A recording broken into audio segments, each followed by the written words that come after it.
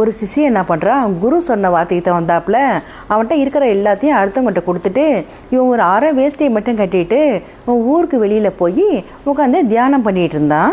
கொஞ்ச நாளைக்கு பிறகு அவனோட வேட்டி அந்த அரை வேஷ்டியை எலி கடிச்சு வச்சுருந்துச்சு. அந்த பக்கம் போனவங்க என்ன பண்ணுறாங்க, அவன்கிட்ட கேட்குறாங்க, ஏன் அவனோட வேஷ்டியெல்லாம் இப்படி ஓட்டையாக இருக்குது அப்படின்னு சொல்லி கேட்டாங்க. அதுக்கு அவன் என்ன சொன்னான்னா, எலி கடிச்சிருச்சு அப்படின்னு சொன்னான் அவன். அதுக்கு சொல்கிறாங்க, இதுக்கு நீ ஒரு பூனை வாங்கி வளர்த்தினா அந்த எலி உன்கிட்டயே வராதுல அப்படி சொன்னாங்க. சரி என்ன பண்ணா, ஒரு பூனையை கூட வச்சுக்கிட்டான். இப்போ அந்த பூனை வச்சோன்னே இப்போ எலி வர்றதில்ல. ஆனால் அந்த பூனைக்கு பால் தேவைப்பட்டுச்சு. அதனால் என்ன பண்ணான், ஊருக்குள்ளே போய் பால் வாங்குறதுக்காக ஊருக்குள்ளே போனான். தினம் இந்த மாதிரி போய் வாங்கிக்கிட்டே இருந்தான். அந்த ஊர் மக்கள் சொல்கிறாங்க, நீ தினம் இங்கே பால் வாங்குறதுக்கு இந்த மாட்டை எடுத்துகிட்டு போய் பாலை கறந்து இந்த உன் பூனை கொடு அப்படின்னு சொல்லிட்டு ஒரு பசுமாடை தானமாக கொடுத்தாங்க. சரி வாங்கிட்டு பசுமாடை வச்சுக்கிட்டான்.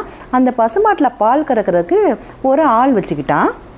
பிறகு அந்த பசுமாட்டுக்கு புல் தேவைப்பட்டுச்சு.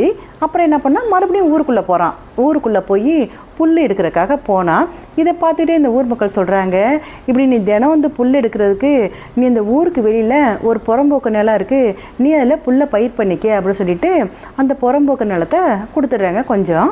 சரின்னு இவன் என்ன பண்ணான், அந்த புறம்போக்கு நிலத்தில் புல்லை பயிர் பண்ணி அந்த மாடை அங்கே விட்டுறான். அந்த மாடை பார்த்துக்கிறதுக்கு, அந்த பயிரை மேயாமல் இருக்கிறதுக்கு சுற்றி வேலியெல்லாம் கட்டினான். பிறகு அந்த மாடை பராமரிக்கிறதுக்கு அவன் கல்யாணம் பண்ணிக்கிட்டான். பிறகு அவனுக்கு குழந்தையும் பிறந்துருச்சு. இப்போ ஒரு நாள் என்ன ஆச்சுன்னா, அவன் இப்படி குடும்பமாக இருக்கும்போது அந்த குருநாதர் என்ன பண்ணுறாரு, அந்த பக்கம் வராரு.